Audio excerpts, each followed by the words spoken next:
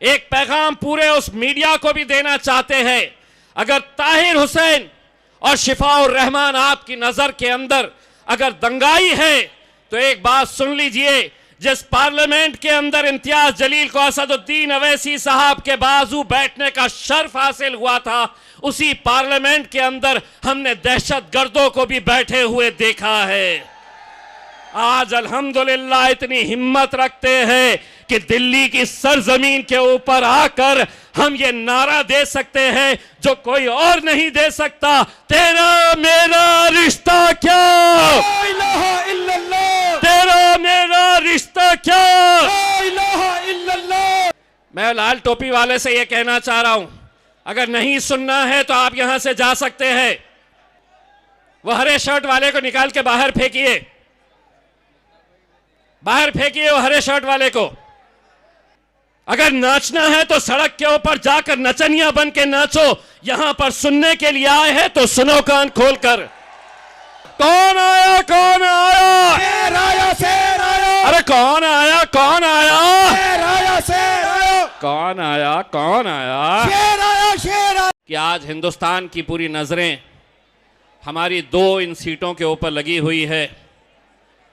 एक तो ओखला के ऊपर जहां पर हमारे भाई शिफाउर रहमान साहब को मजलिस ने टिकट दिया है, और दूसरा ताहिर हुसैन साहब को। यकीनन एक बड़ा कड़क फैसला मजलिस ने उठाया है। मुझे फ़ख्र है मेरे क़ायद बैरिस्टर असदुद्दीन अवैसी साहब के ऊपर कि जब ये बात सामने आई कि हमारे भाई जिन्होंने अपनी आवाम के लिए रास्ते के ऊपर उतर आए और पिछले 5 सालों से जेल के सलाखों के पीछे बंद है, उनके लिए अगर मजलिस नहीं खड़े रहेगी तो कोई और खड़े रहने वाला नहीं है। ये बात साबित हो चुकी है। बुरे वक्त के अंदर अगर हम इनका साथ नहीं देंगे तो कौन देगा? ये सवाल मैं यहां की आवाम से पूछना चाहता हूं। ये सवाल मैं ओखला की आवाम से पूछना चाहता हूं। आज उनके घर के हालात क्या है आप समझिए। मैं तमाम नौजवानों से यह अपील करना चाहता हूं जो मेरे सामने है, हम यहां पर कोई हुल्लड़बाजी करने के लिए नहीं आए हैं, हम यहां पर कोई हंगामा बर्पा करने के लिए नहीं आए हैं। एक संजीदगी से हम एक बात लेकर आपके बीच में आए हैं और हम उम्मीद करते हैं उतनी ही संजीदगी के साथ आप इस बात को सुनेंगे और आगे पहुंचाने का काम करेंगे। ये इलेक्शन महज एक इलेक्शन ऐसा नहीं है जहां पर मजलिस उतरी है कुछ उम्मीदवारों को लेकर। पूरे दिल्ली के अंदर 70 सीटें हैं, लेकिन 70 में से हम चाहते तो 10 लड़ा सकते थे, 20 लड़ा सकते थे, 30 लड़ा सकते थे, कोई हमें रोक नहीं सकता था। लेकिन इस बार हमने महज 2 सीटें लड़ने का इसलिए फैसला किए कि ये 2 सीटों को आप जिताकर लेकर आइए। इंशाअल्लाह 2027 के एमसीडी के अंदर हरे झंडे म्युनिसिपल कॉरपोरेशन दिल्ली के अंदर कितने लहराएंगे इंशाअल्लाह आप देखेंगे। ये इलेक्शन हमारा इलेक्शन नहीं है मेरे भाई, ये इलेक्शन महज ताहिर हुसैन या उनके परिवार का, उनके फैमिली का इलेक्शन नहीं है। ये इलेक्शन यहां के नौजवानों का, यहां के मुस्तकबिल का, यहां के पूरे आवाम की तरफ से आप अपने एक ऐसे नुमाइंदगे को हमने सामने लेकर आए हैं जो भले ही जेल के अंदर है, अदालत ने उन्हें दोषी करार नहीं दिया है, अदालत ने उन्हें मुल्जिम करार नहीं दिया है। आरोप तो मुझ पर भी लगाए जाते हैं, आरोप तो असद साहब के ऊपर भी लगाए जाते हैं, लेकिन आपने देखा कि सबसे पहले जब हमने ताहिर भाई का नाम डिक्लेयर किया कि मजलिस इत्तेहादुल मुस्लिमीन की तरफ से ताहिर हुसैन साहब हमारे उम्मीदवार रहेंगे, सारे राजनीति के अंदर, दिल्ली की सियासत के अंदर एक हड़कंप सा मच गया। टोपी वाले साहब जरा नीचे बैठिए, आपकी वजह से पीछे वाले लोगों को देखने में तकलीफ हो रही है, नीचे बैठिए आप। नीचे बैठिए आप। मेरा कोई ऐसा चेहरा नहीं है जिसे आपको देखना है। मेरी आवाज अगर आपके कानों तक पहुंच जा रही है, यही बहुत बड़ी बात है। हम अपनी आवाज पहुंचाने के लिए यहां तक आए हैं। तो दिल्ली की पूरी सियासत के अंदर हड़कंप मच गया। आपने देखा होगा असद साहब जिस किसी मीडिया की कॉन्फ्रेंस के अंदर गए, उनसे एक ही सवाल किया जा रहा था, एक ही बात उनसे पूछी जा रही थी कि आप दिल्ली के दंगा करने वालों को टिकट कैसा देते हैं। उस वक्त आज हम आपकी तरफ से एक पैगाम पूरे उस मीडिया को भी देना चाहते हैं।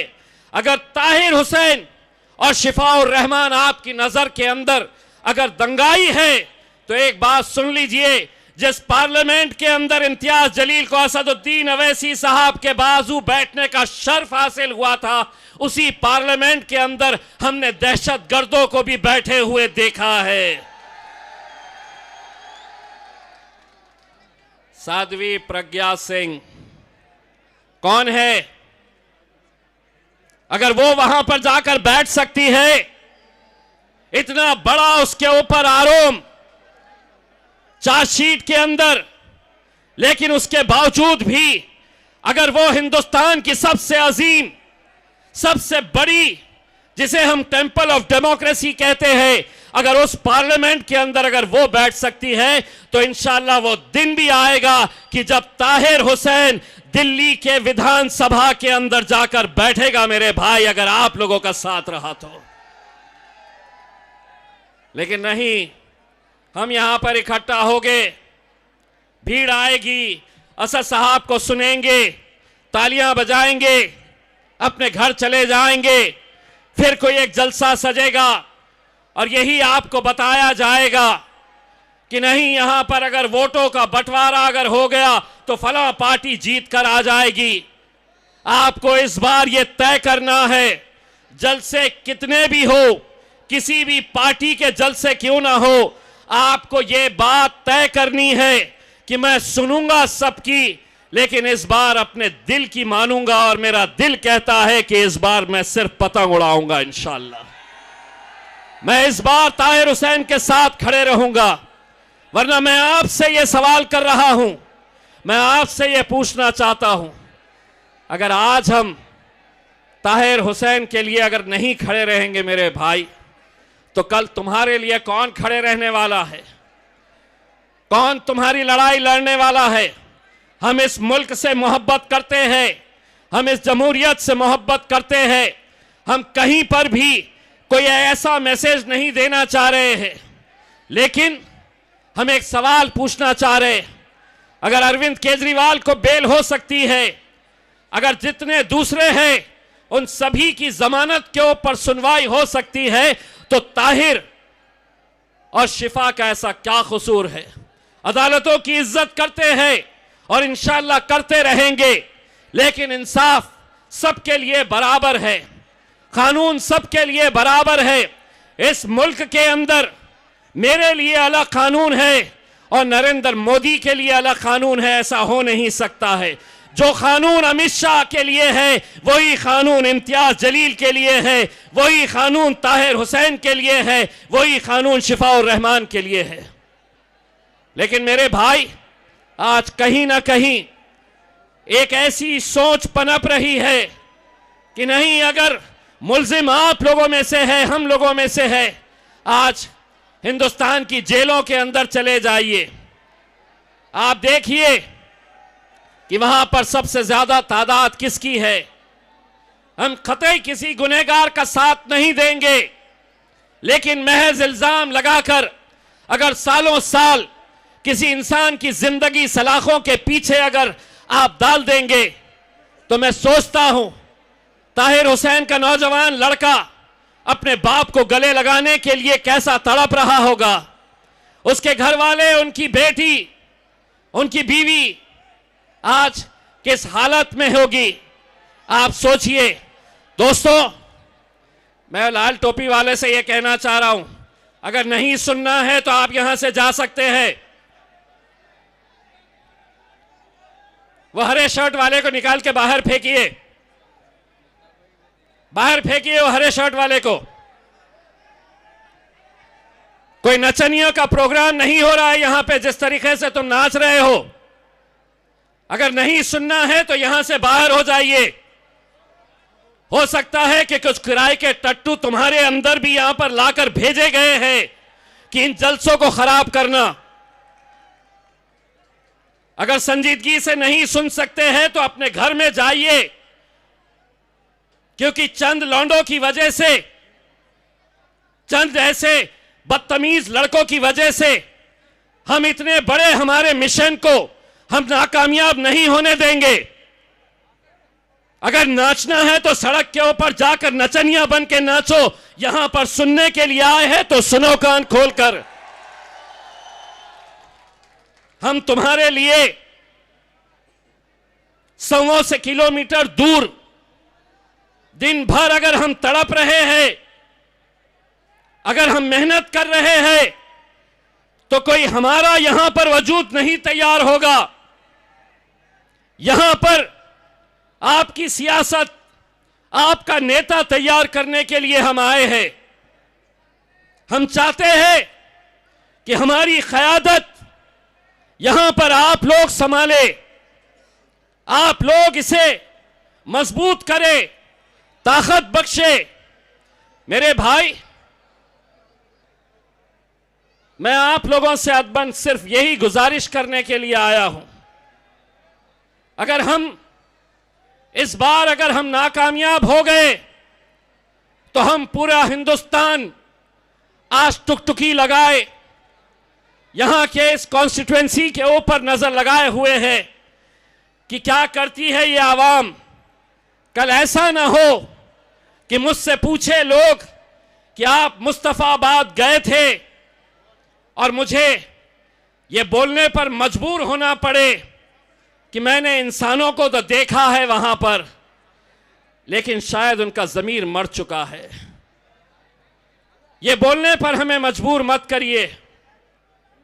हमें ये इलेक्शन सिर्फ एक उम्मीदवार यहां से लड़ रहा है ऐसा नहीं है, इसको एक मूवमेंट बनाना होगा। एक मिशन के तौर के ऊपर ये इलेक्शन आपको लड़ना होगा। आपको सिर्फ वोट नहीं मांगने के लिए आए हैं, आपको हर चीज से इनका ताउन करना पड़ेगा।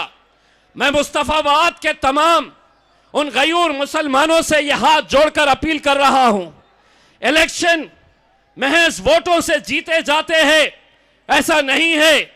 कितने सारे ऐसे बच्चे होंगे जिनके अंदर एक जज्बा है। मैंने कल की ओखला की सभा के अंदर देखा है कैसे कैसे नौजवान हिंदुस्तान के कोने कोने से आए हैं। यकीनन यहां पर भी हिंदुस्तान के कोने कोने से ऐसे नौजवान आए हैं जो चाहते हैं कि हमारी क़यादत खड़ी हो। क्या किसी ने उनसे पूछा कि तुम कहां रह रहे हो, क्या खा रहे हो, कहां सो रहे हो? मेरे भाई, इसको एक मिशन बनाना होगा। हर रोज आपको ये अपने तौर के ऊपर ये ताउन करना होगा, ये पूछना होगा कि कौन सा लड़का बिहार से आया है, महाराष्ट्र से आया है, झारखंड से आया है। क्यों आए हैं? सिर्फ हमारी अपनी एक क़यादत खड़े करने के लिए। दोस्तों, हमारे को ख़त्म करने के लिए आज सारी सियासी पार्टी एक साथ मिलकर आ गई है। कैसे कैसे इल्ज़ाम हम पर लगाए जाते हैं, उसके बावजूद भी चट्टान की तरह हम खड़े हैं। हम पे इल्ज़ाम लगाया जाता है कि नहीं, ये मजलिस आई तो इसका फ़ायदा भाजपा को होगा। 2 सीटें, अरे 68 सीटें बची है, तुम सभी की सभी सीटें जीत जाओ। लेकिन हम चाहते हैं उन 68 में बोलने की कितनी हिम्मत होगी हमें नहीं पता है, लेकिन मुझे पूरा यकीन है कि मेरे 2 शेर अगर विधानसभा के अंदर चले जाएंगे तो 68 के ऊपर भारी रहेंगे। मेरे भाई, कितनी तादाद है मायने नहीं रखती है, कितने लोग जा रहे हैं सिर्फ सरों को गिना नहीं जाता है। बोलने वाले, हिम्मत से डट कर खड़े रहने वाले, आंख में आंख डालकर सवाल करने वाले लोगों की आज जरूरत है। 2 लोग क्या कर सकते हैं? कभी जाकर अमित शाह और नरेंद्र मोदी से पूछो कि दो लोग क्या कर सकते हैं। असद साहब अकेले थे, लेकिन आपकी दुआओं की बदौलत इम्तियाज जलील तुम्हारे ये भाई को भी मौका मिला असदुद्दीन अवैसी साहब के बाजू जाकर बैठने का। 5 साल ये शर्फ हासिल हुआ। पहले ही दिन से असद भाई ने एक मंत्र दे दिए थे कि हिम्मत रखो इस बात की कि जो सच है तो सच बोलो, गलत है तो गलत बोलो। मेरे कान में उन्होंने एक मंत्र फूका था, एक मंत्र उन्होंने मुझे बताया था कि इतिहास जो है वो दिलेरों का लिखा जाता है, दलालों का इतिहास नहीं लिखा जाता है उसमें। इसीलिए जब हमने बोलने की शुरुआत की थी, मुझे आज भी अच्छी तरह से याद है कि मैं जब पहली तकरीर करने के लिए खड़ा हुआ था तो मुल्क के गृह मंत्री अमित शाह साहब सामने बैठे हुए थे।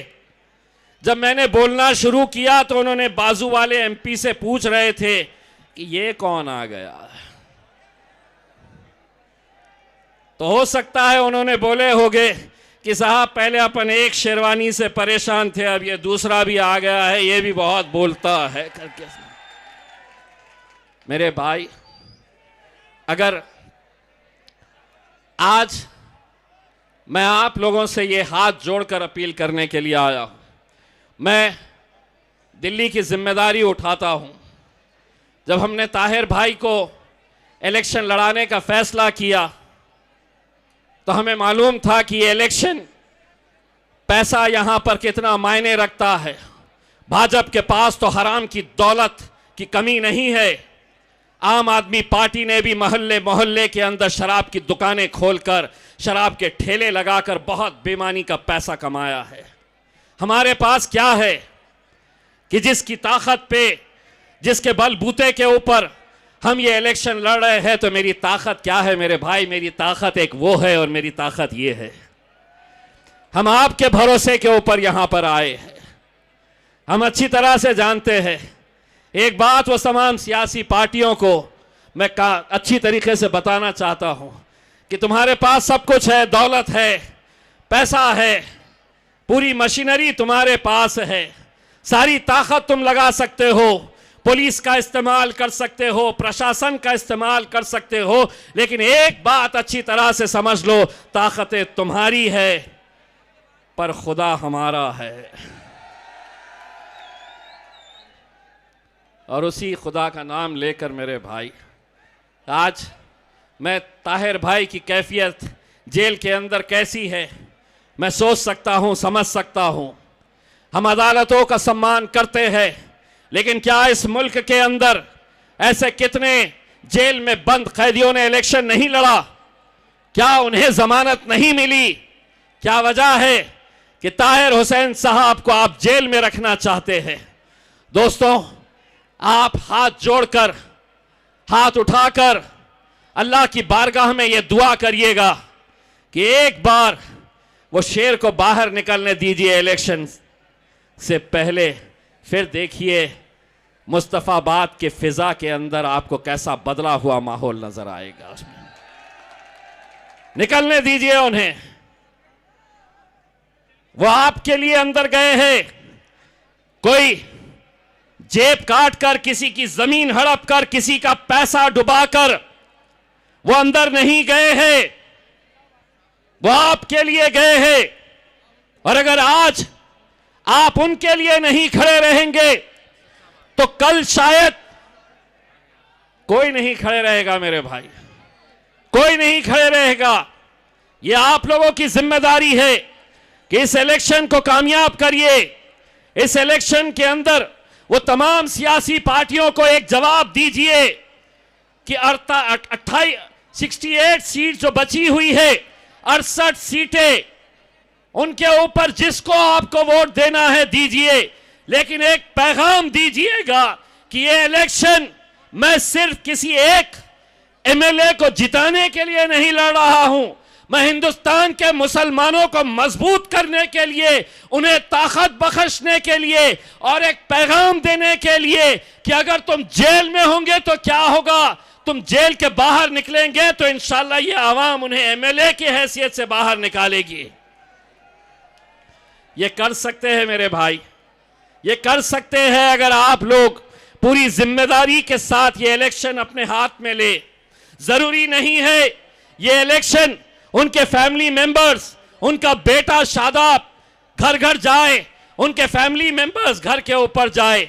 आप लोगों को ये ख्याल रखना है कि 5 तारीख के दिन किसी का नाम शौकत होगा, किसी का रज़ाक होगा, किसी का अफसर होगा, जो भी आपका नाम है आपको मुबारक, लेकिन 5 तारीख तक हर शख्स का नाम होना चाहिए कि मेरा नाम ताहिर हुसैन है, मैं इलेक्शन लड़ रहा हूं।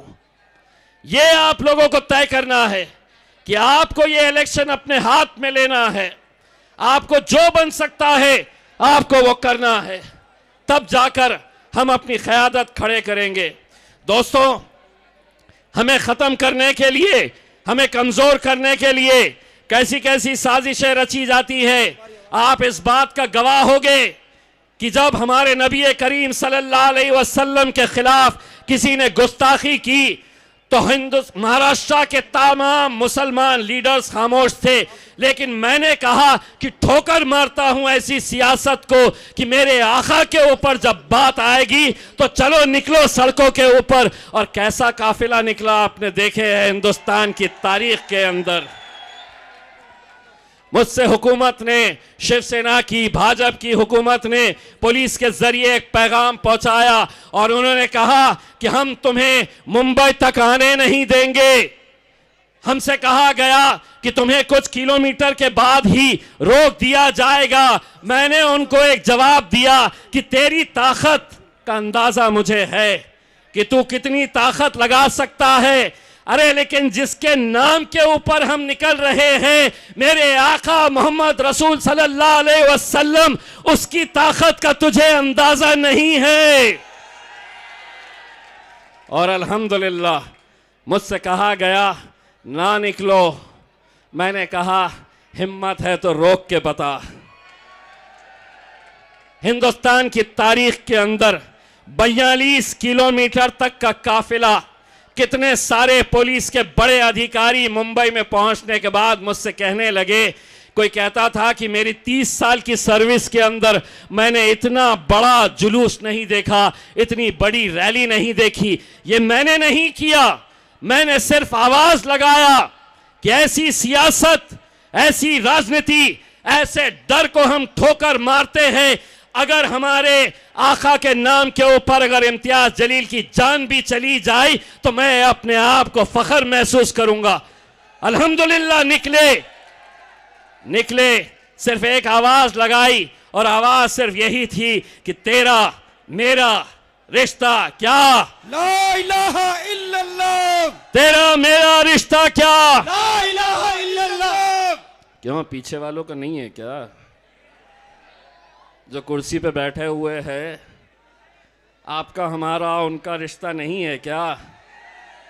बोलो जोर से, हाथ ऊंचा करके, तेरा मेरा रिश्ता क्या? ला इलाहा इल्लल्लाह। अरे तेरा मेरा रिश्ता क्या? ला इलाहा इल्लल्लाह। तेरा मेरा रिश्ता क्या? ला इलाहा इल्लल्लाह। अरे तेरा मेरा रिश्ता क्या? ला इलाहा इल्लल्लाह। सारी तकलीफ तो यही है, सारी तकलीफ किसी सियासी जमात के अंदर, किसी सियासी पार्टी के अंदर नारे क्या लगाए जाते हैं। राहुल गांधी तो बैठे हैं अपने लोग, जिंदाबाद जिंदाबाद जिंदाबाद, केजरीवाल जिंदाबाद जिंदाबाद। हमारे पास कोई नेता नहीं है, हमारे पास हमारा भाई है जिसका नाम है असदुद्दीन अवैसी। नेता नहीं है, हमारा भाई है। और हम आज अल्हम्दुलिल्लाह इतनी हिम्मत रखते हैं कि दिल्ली की सरजमीन के ऊपर आकर हम ये नारा दे सकते हैं जो कोई और नहीं दे सकता, तेरा मेरा रिश्ता क्या? ला इलाहा इल्लल्लाह। तेरा मेरा रिश्ता क्या? ला इलाहा इल्लल्लाह। बोलेंगे, डट के बोलेंगे। यही एक जमात है जिसने सिखाया है हमें बोलना। और जब से असदुद्दीन अवैसी साहब सियासी मैदान के अंदर आज कश्मीर से कन्याकुमारी तक जब बोलते हैं तो उन्होंने यही बात सिखाई है कि बोलो, हक की बात बोलो, जो नाइंसाफ़ी हो रही है उनके लिए खड़े रहो, लड़ो, उनके लिए आवाज़ दो।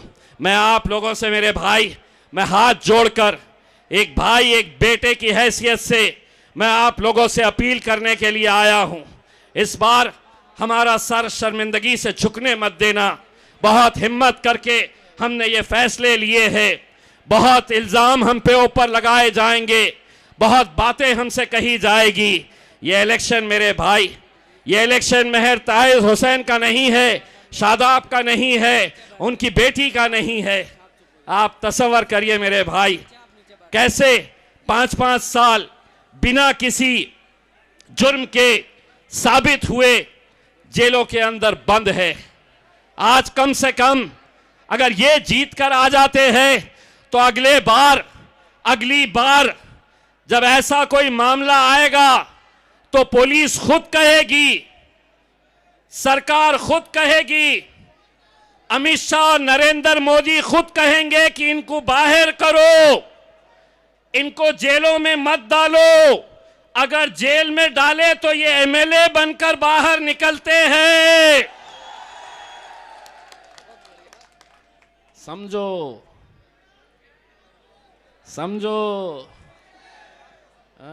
ये समझते थे कि सिर्फ आरएसएस को दिमाग है, हमको भी है। अब हमको भी अच्छे तरीके से समझ में आता है कि क्या बोलना, कितना बोलना, कहाँ बोलना। नहीं तो आपको मालूम है ये जितने भी खड़े हैं ना लेके, ये ढूंढते रहते हैं। जब भी हम गए, असद साहब आए, तकरीर 1 घंटे की रहो, ढूंढते हैं कि 30 सेकंड का मसाला कुछ मिलता है क्या, और अगले दिन दनादन बस 30 सेकंड के वही मसाले के ऊपर चलता है। लेकिन मेरे मीडिया वाले भाइयों, मैं भी 24 साल पत्रकारिता कर चुका हूं। अब मुझे मालूम है कहाँ क्या बोलना। आधा हम बोलते, आधा पब्लिक बोलती। अब जैसा जो लोग इस मुल्क के अंदर फिजा खराब कर रहे हैं, अब हम उनके बारे में आधा हम बोलेंगे, आधा ये बोलेंगे। सभी का खून शामिल है यहाँ की मिट्टी में, सभी का खून शामिल है यहाँ की मिट्टी में। ये मुल्क हमारा है। कौन बोला है वो हमारा है?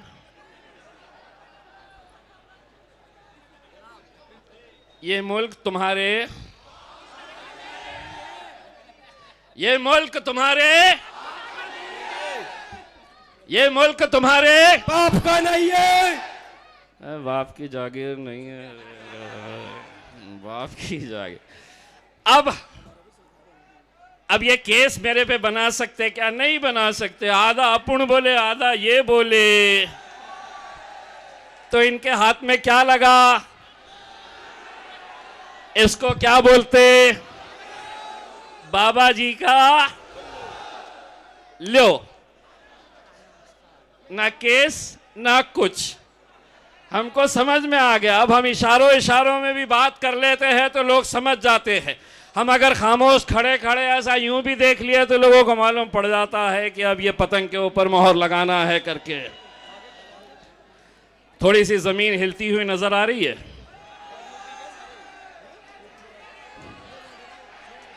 शेर की आहट सुनाई दे रही है। देखो